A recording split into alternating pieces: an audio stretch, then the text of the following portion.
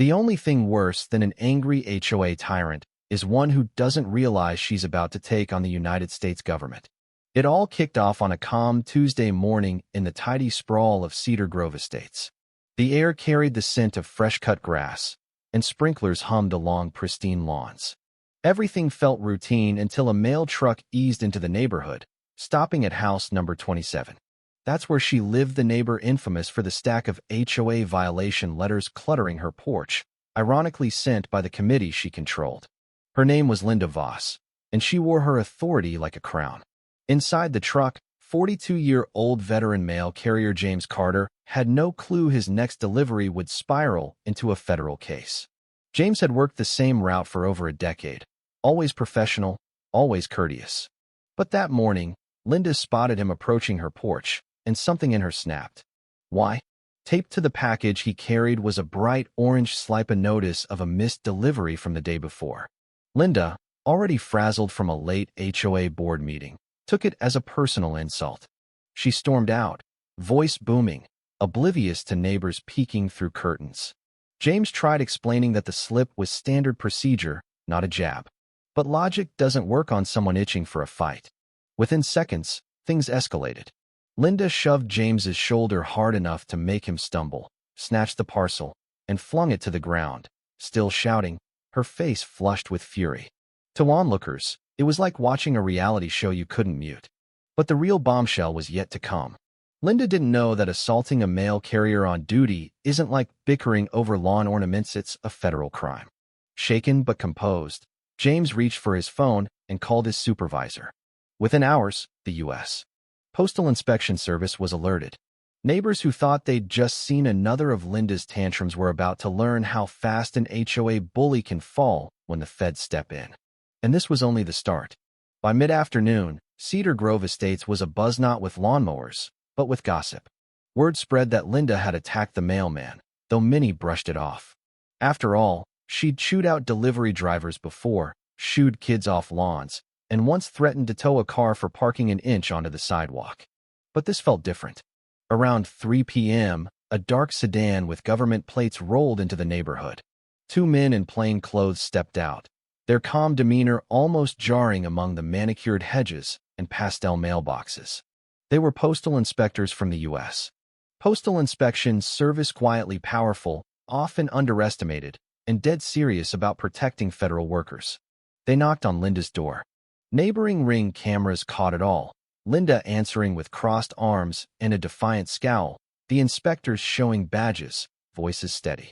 They weren't there to argue. They were there to gather facts. Neighbors watched as Linda's bravado faltered. She tried to downplay it. He tripped. I barely touched him. But the inspectors had already spoken to James, interviewed witnesses, and pulled footage from his body camera. They knew the truth. When they mentioned the charge assaulting a federal employee, punishable by fines, or even prison, Linda's face paled, her voice shrinking to a squeak. The neighborhood's queen bee looked scared for the first time. As the inspectors left, they spoke briefly with James, who was rattled but relieved to see the matter taken seriously. The feds' quiet officiant sirens. No dramatic arrests, just methodical steps carrying the weight of federal law, stunned everyone. The neighborhood message boards exploded. Did Linda really push the mailman? Feds were at her house. Anyone got video? Linda's HOA allies tried to spin it as a misunderstanding, but the truth was undeniable. This wasn't an HOA squabble, Anna Maria, it was federal. Behind closed doors, Linda began to grasp the depth of her mistake. She'd built a reputation intimidating neighbors, but now she faced a system immune to her tactics. The storm was just beginning. In the days that followed, Cedar Grove Estates felt tense. Linda stayed inside, peering through blinds, her usual loud presence absent from sidewalks. HOA meetings she once ruled grew quiet when her name came up. James, meanwhile, kept delivering mail, head high, earning quiet nods and support from neighbors who'd seen Linda harass drivers and workers for years. This time, her target wore a federal uniform. Linda received an official letter from the Postal Inspection Service outlining the investigation. Reading it in her kitchen, the words assault of a federal employee, potential fines, possible jail time hit harder than any HOA bylaw. It wasn't just a warning. It was a legal process she couldn't control. Panic turned to desperation. She hired a lawyer specializing in federal cases, trying to spin the story over the phone. He exaggerated. He wasn't hurt. The lawyer cut her off. "Ma'am, pushing a mail carrier on duty is a felony. Intent and injury matter less than you think." That night, Linda barely slept. The next morning, she posted a rambling message on the HOA's Facebook group. "There's been a misunderstanding. I never meant to harm anyone. I've always served this community with care." The replies were merciless. "You shoved a federal worker, Linda. There's video. We've seen how you treat people." The mask she'd worn for years crumbled under public scrutiny. Neighbors she'd bullied began questioning her leadership, and even her HOA allies distanced themselves, worried about their own reputations. The federal process moved forward slow, steady, relentless. James filed a detailed report. Witness statements piled up. Doorbell camera footage clearly showed the shove, the yelling, and the parcel hitting the ground. Linda realized she wasn't fighting rumors. She was up against hard evidence and federal prosecutors who'd handled cases like hers before. It wasn't about her intentions. It was about her actions. Weeks later, Cedar Grove Estates saw something new. Linda walking to her mailbox, shoulders slumped, avoiding eye contact. The woman who once strutted like the neighborhood sheriff now seemed to want to vanish. The federal investigation wrapped up fast. James's body camera, neighbor statements, and doorbell videos painted a clear picture. The U.S. Attorney's Office pressed charges, simple assault of a federal employee, with possible fines and up to a year in prison. Linda's lawyer urged a plea deal to avoid trial. The HOA held an emergency meeting. For years, Linda had ruled with intimidation. Now, dozens of neighbors showed up, not to back her, but to hold her accountable. The HOA president, long fed up with her outbursts, spoke up.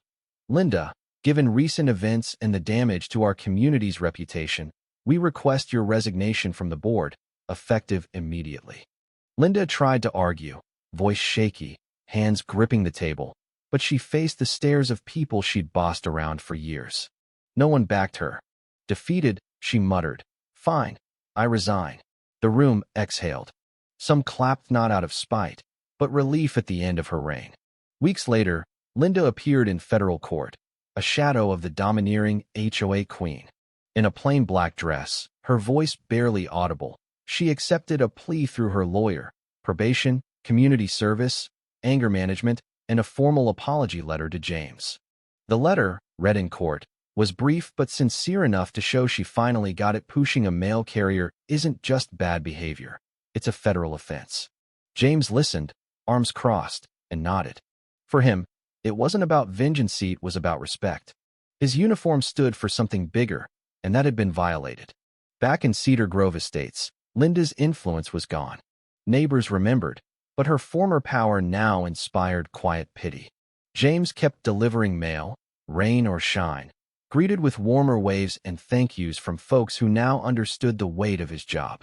Linda learned the hard way. You can intimidate neighbors, but touch a federal worker, and you're not just messing with a persona, you're messing with the United States. That's a fight you don't win.